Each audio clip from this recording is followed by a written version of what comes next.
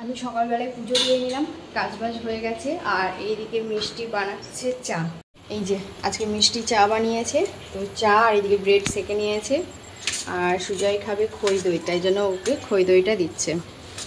তো এবার চা খাবো। তো hello friends, good morning, welcome back to my channel. তোমরা সবাই কেমন আছো? আশা করছি ভালো আছো। তো আমিও ভালো আছি। তো আমার নতুন একটা ভিডিওতে তোমাদের সবাইকে ওয়েলকাম জানাই। তো ভিডিওটা দেখতে থাকো, সঙ্গে থাকো, সারাদিন কী করি। মিষ্টি চা নিয়ে চলে এসেছে। আর আজকে অনেক দিন পর দুধ চা খাচ্ছি। তো দুধ চা খাওয়া ছেড়েই দিয়েছি, এখন লাল চাটাই খায় বেশি। তো আজকে দুধ চাটা বানাতে বললাম মিষ্টিকে, আর ওর খুব খাওয়ার ইচ্ছে ছিল। তো এখন দুধ চাটা বানিয়ে নিয়ে এসছে। তো চলো এখন চাটা খেয়ে নিই। তো এখন আসলাম রান্নাঘরে, আর সুজয় বাজার করে নিয়ে চলে এসছে। আর এই যে চিকেন চলে এসছে সানডে। আর এদিকে সবজি নিয়ে এসছে, এই যে ক্যাপসিকাম, টমেটো, আদা, কচু, আর এদিকে আছে আলু, পটল, পেঁয়াজ। তো এবার দেখি কি রান্না করব।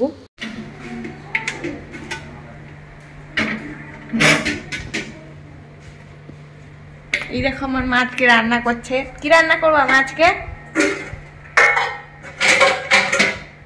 আজকে রান্না করব ভাত, আর হচ্ছে কচু দিয়ে মুসুরির ডাল বানাবো।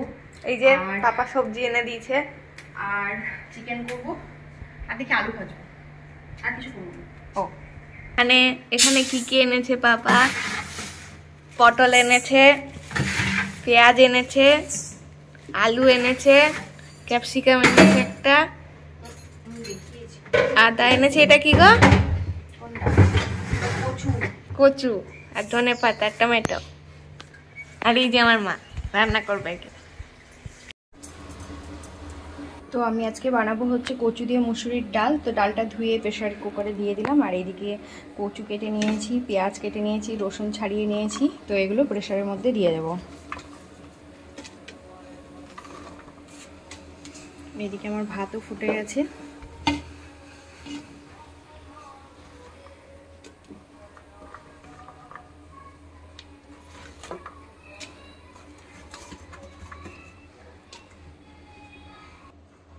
নুন দিয়ে দিলাম।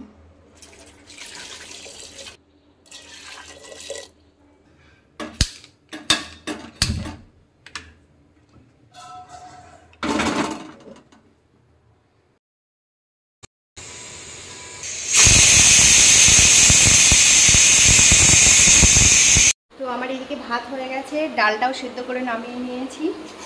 আর এই যে মাংসের জন্য এগুলো রেডি করে নিয়েছি, আলুটাও এদিকে নিয়ে নিয়েছি। আর এইদিকে সুজয় নিয়ে এসছে কি, চলো তোমাদেরকে দেখাই। কি এগুলো? কি পরোটা? পেটাই পরোটা। পেটাই পরোটা নিয়ে এসছে, ওরা খাচ্ছে, আমাকে দিচ্ছে না। গো আমার ভালো লাগে না পরোটা খেতে। তেল, শুকনো লঙ্কা, এদিকে তেলে তেজপাতা, পাঁচফোড়ন আর শুকনো লঙ্কা দিয়ে দিয়েছি। তো এবার ডালটা দিয়ে দেবো।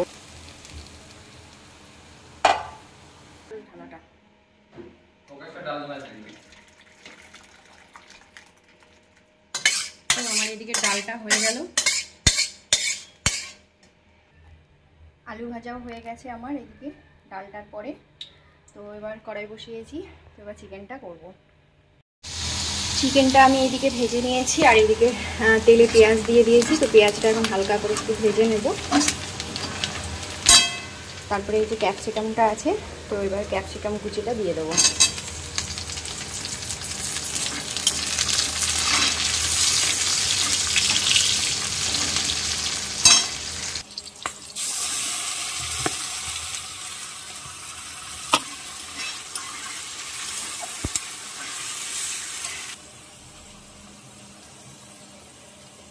গুঁড়ো মশলা যেগুলো থাকে সেগুলো দিয়ে দিলাম। সেগুলো ভালো করে মশলাটা কষবো।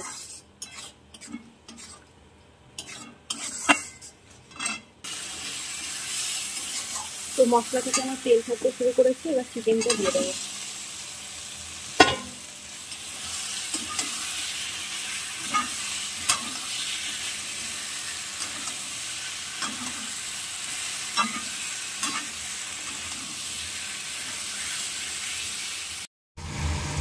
তো আমার এদিকে চিকেনটা কষা হয়ে গেছে, দেখো তেল ছাড়তে শুরু করেছে আর কালারটাও চলে এসছে।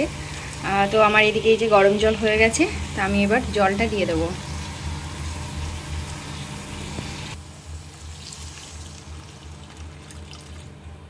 অল্প জল দিলাম কারণ কষা কষা রাখবো, যেহেতু আজকে ডাল বানিয়েছি।